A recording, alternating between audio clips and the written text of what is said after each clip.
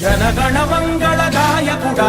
ఘనమగు చరితల నాయకుడా పలుతరములు మము పరిపాలించర స్వామికుడా నవయుగ మేధో సైనికుడా సమయము తెలియని సేవకుడా యువ నవ్యాంధ్రకు ప్రగతిని చూపర సాధకుడా వైతాళికుడా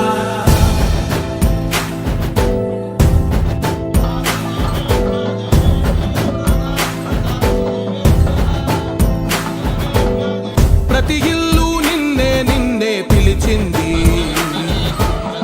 ప్రతి గడప నీకే స్వాగతం అంటోంది ప్రతి మనసు నువ్వే గెలవాలంటోంది